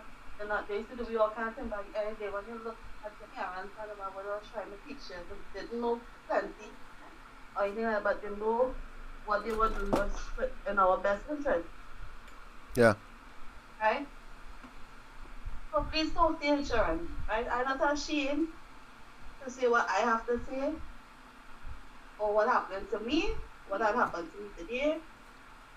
But I really see a position like audience, so I could tell what I feeling. And what I choose to do, I choose to listen. Right? I choose to listen. So try and listen to your children. Don't let them have to go outside there and do the wrong thing. Don't let them have to go outside there and hold a gun. Don't have them go outside there and rob nobody and kill nobody.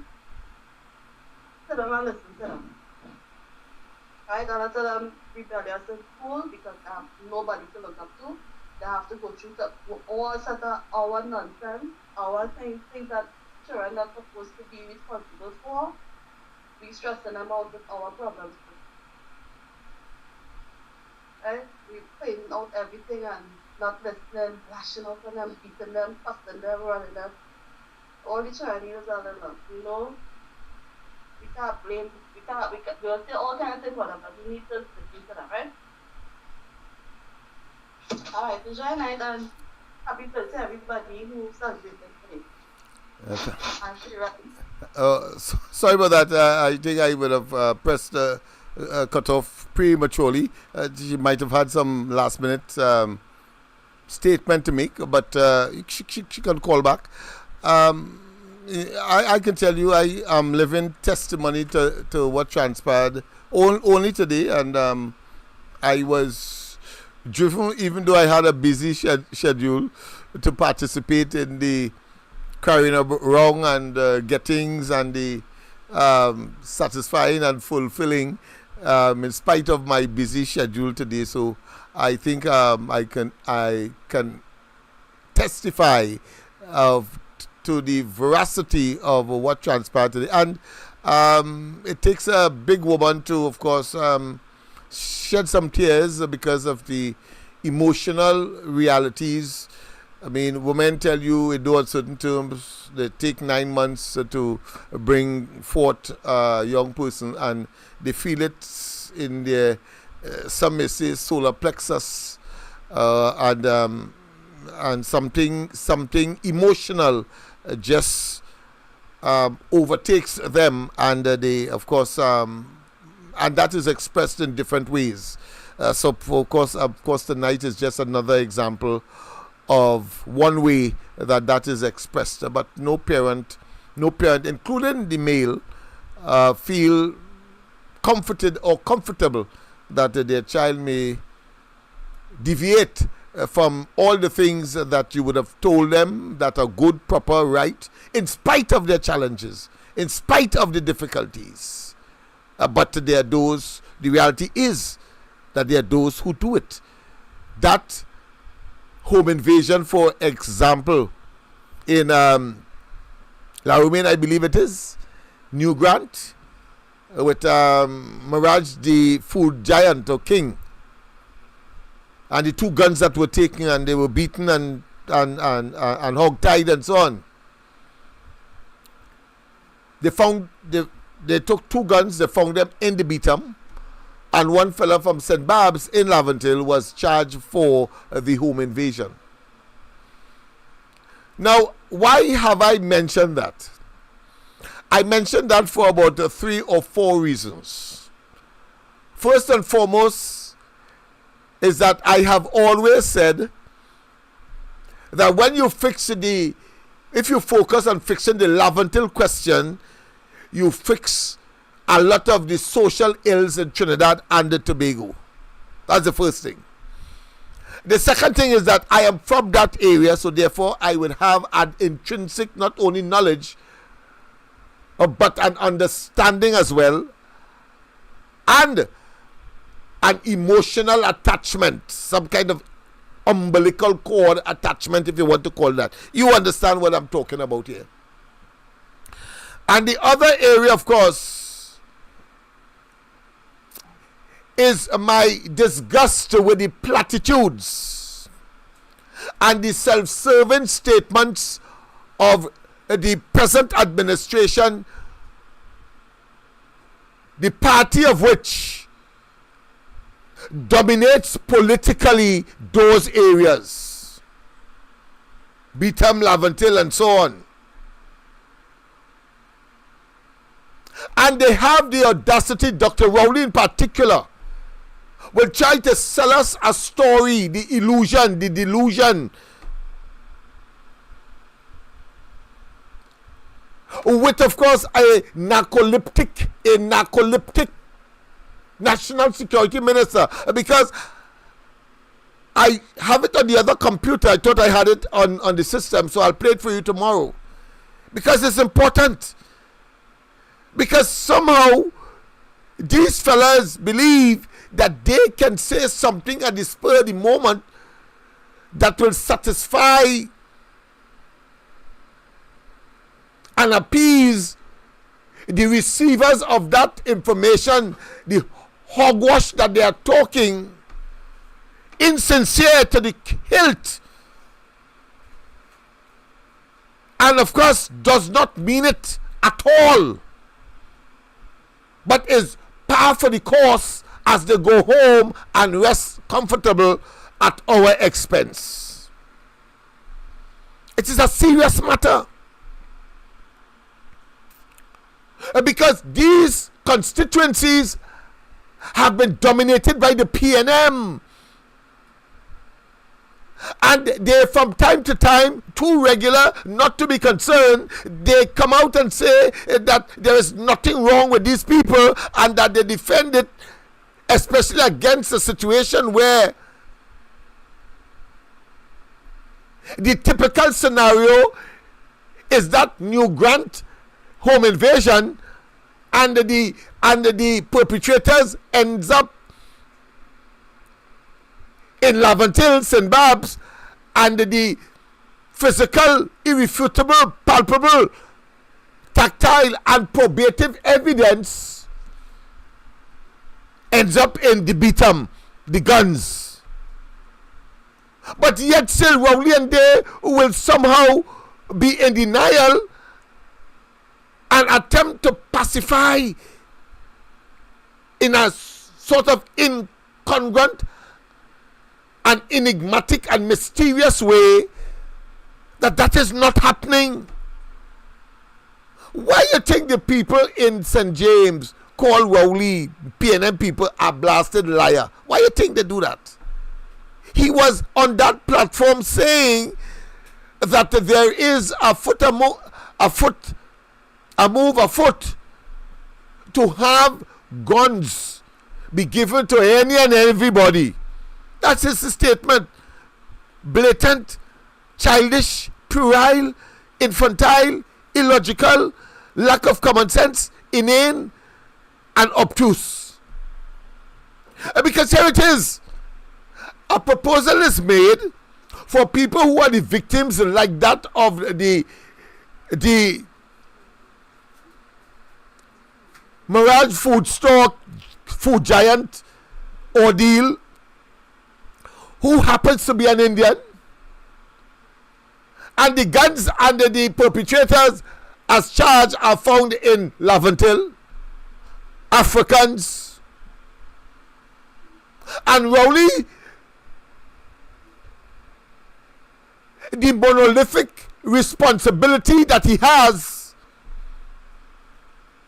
to firstly accept the reality of the situation, and secondly to find the resources at his disposal already to ameliorate and to resolve that situation, where those African youths are of course plundering and migrating and traveling to areas where persons of Indian descent own wealth and property and so on and business, and trying to deprive them of it by way of home invasion and others.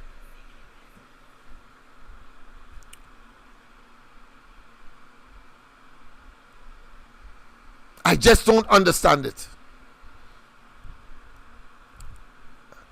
Somebody said that I've not been seen on Facebook. I don't know if that.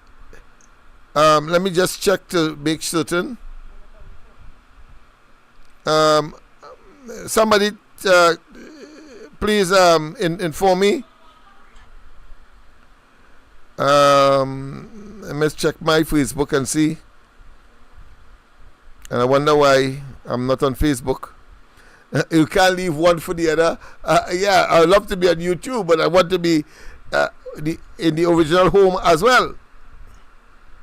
And I was looking for it on the monitor here, and I wasn't seeing it either, but I thought that I may have, of course, done something wrong, because Cuff didn't help me tonight, so I went on my own. So I might have done something wrong. I don't know. I'm not seeing it really here on my phone. I'm not seeing it on my phone here. I'm not seeing it on my phone here. But of course, please encourage others to turn to YouTube at this time. I'm not seeing it. I'm not seeing it. So I may have done something because I'm seeing it operating here. I'm seeing Facebook and engage. Anyhow, I will find out what the problem is, if at all. It might be somewhere else, but I'm not seeing it. All right. So the point I'm making is that Dr. Rowley and they are very disingenuous, very unrealistic, and to be simplistic by saying that some imam want to find out, or some pundit wants to find out how much Africans, or how much homes were invaded by Africans, etc., etc., etc. That does not help. Dr. Rowley and they have been given the resources, and they cannot put their heads in the clouds or bury their heads in the sand like the ostrich and say that doesn't exist. It exists, and we have to deal with it. You have to deal with it, Dr. Rowley. And because you cannot deal with it, get the hell out. Because if there's a proposal that says those persons who are being home invaded to stand their ground and provide them, of course, with ammunition and arms in order to do so, it does not equate to being willy-nilly helter-skelter, and you're giving people, you're just making it easier for persons who qualify and who are really vulnerable, having regard to what has transpired and who the targets are, because the police can give you that information very easily. Very easily. That is easy intelligence that could be acquired. They must know where, who. And we saw it, of course, a similar situation in Aranguez recently, where, of course, the vehicle was found in St. Joseph Road in Laventille. So it is clear. Why be in denial? You know why? Because they are so fearful that the people will eventually realize who they really are, and that they see these places as vote banks. And since they cannot, of course, address the problem of unemployment, youth delinquency, higher than national average school dropouts, higher than national average murders committed, higher than national average teenage pregnancy, higher than national average single parent families, and we can go on and on. It is a concoction of a sociological turbulence that only the very esoteric, the people who know, can address. And they are right in the community. The fellow who, in spite of all of that mayhem around him, have the football tournament, set up a school, set up a kindergarten, teaches in that environment, and all you don't know is them as the people. All you have to, of course, engage. They mustn't engage you. You engage them. I've often told, when I was vice chairman of the East Portsmouth Development Company, the only company dedicated, of course, on advocacy to address the question of the Laventille people and East Port of Spain and environs. I've often told them, what the hell you're engaging in infrastructure for? The Ministry of Works is there, the Ministry of Local Government and the regional corporations are there to deal with steps and deal with drains and deal with pavement and so on. Your job should be looking at the civil society components inside of these communities that are doing human service and are not assisted, and they are the ones who are engaged, of course, in the transformatory formula that is required in order, of course, to change the attitude of these young people, and therefore make them more productive and, of course, law-abiding citizens. That's what we are talking about.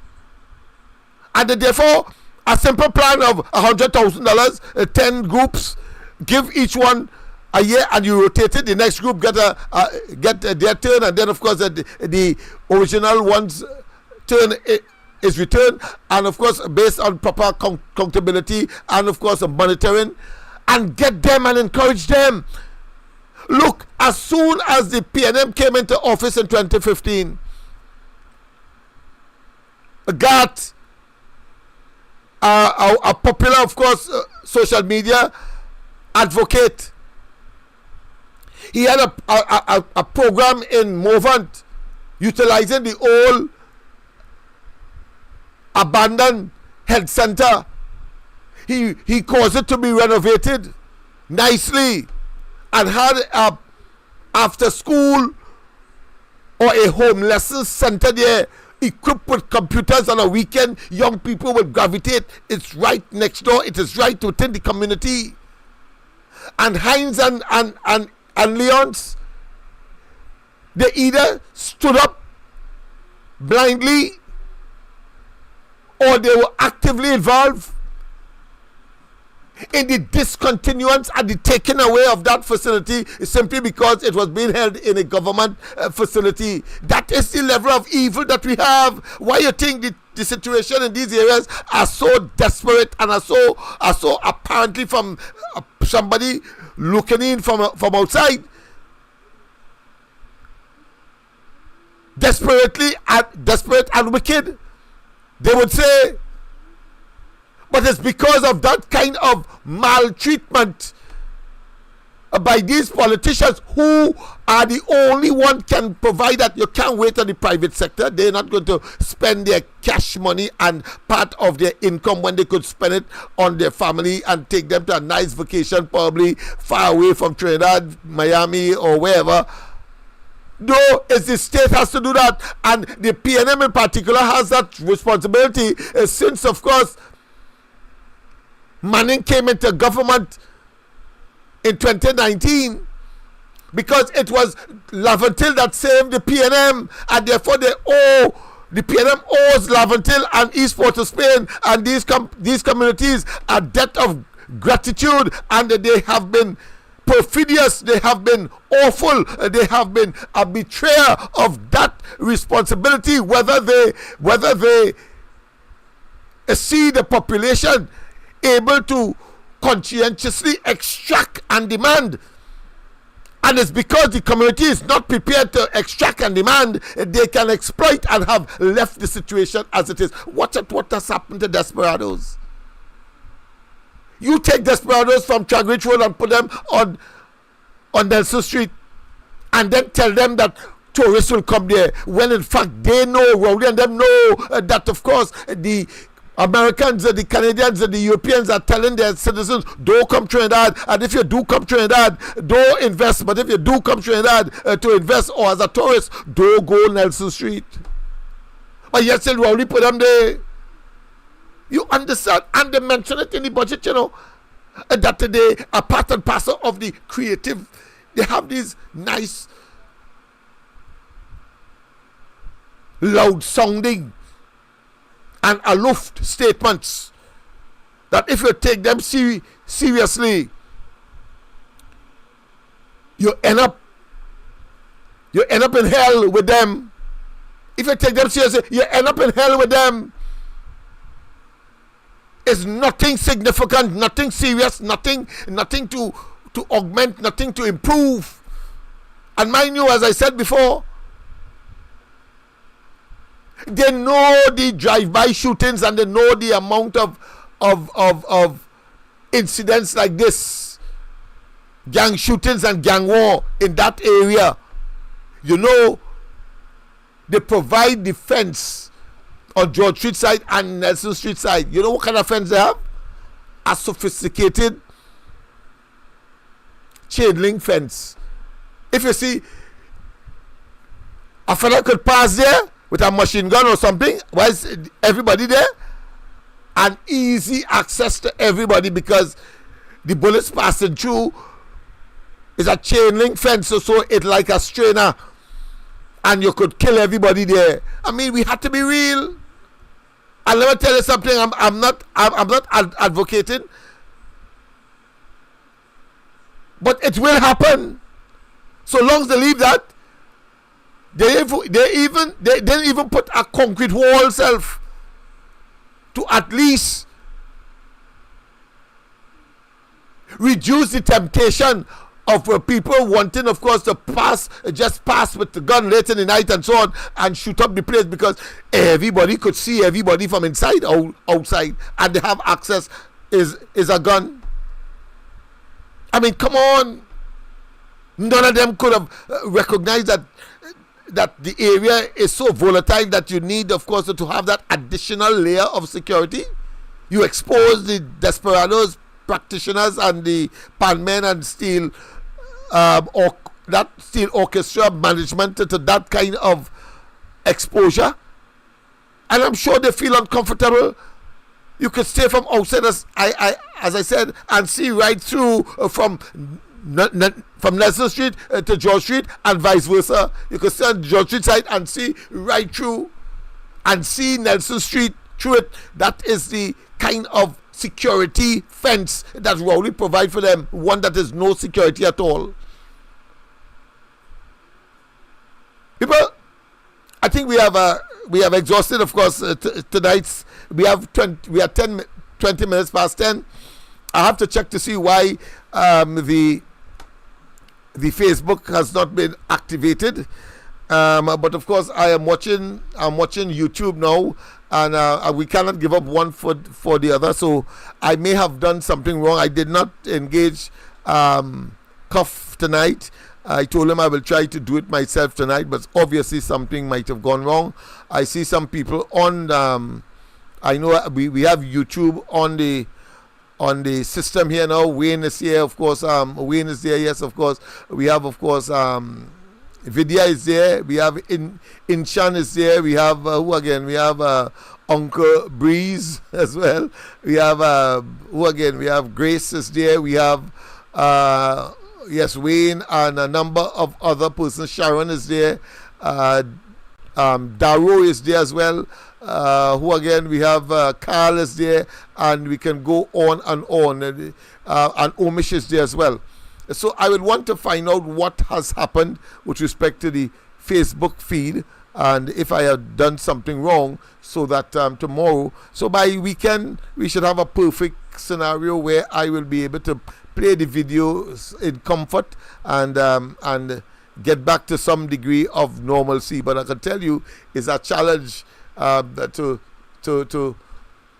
engage, to start up the system, so I have to come earlier than normal and to make sure that I'm prepared.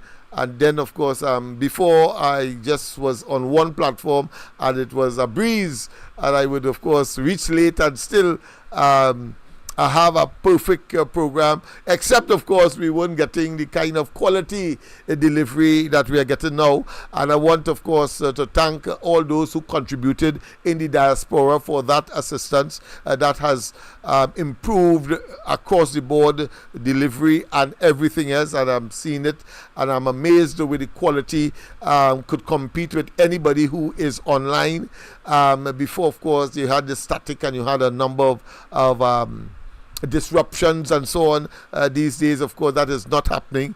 Cuff has done a wonderful job. I want to cannot over thank him, and I want to tell him that I really appreciate his effort, leaving his own work in order, of course, at times to assist. But tonight, maybe another nuance that may have happened that I cannot resolve because I simply do not have the technical know-how or expertise, and certainly I would want to make certain it doesn't happen again, particularly tomorrow night. No, it can't be tomorrow night. Tomorrow is Friday, people. So Saturday, but I will try to do something possibly before I leave on Friday night, just to make sure that I'm on and to test the system for Saturday, because, of course, as a teacher, I would know that regurgitation, repetition is tremendous for any student to retain what they have to in preparation for exam. My exam, of course, is making sure that I get the live going in such a way that everybody can feel comfortable and the information reaches you. So I suppose probably that is why we didn't have so much telephone calls, because people would be depending on Facebook, and Facebook seemed to be not there. I'll call him tonight, in fact, and I'll leave the system as it is, so that he can figure out as to why Facebook was not on tonight. That being as it may, of course, let me end by the way we started, by of course singing Sandra, and of course she will die with her dignity as every other human being should in Trinidad and Tobago.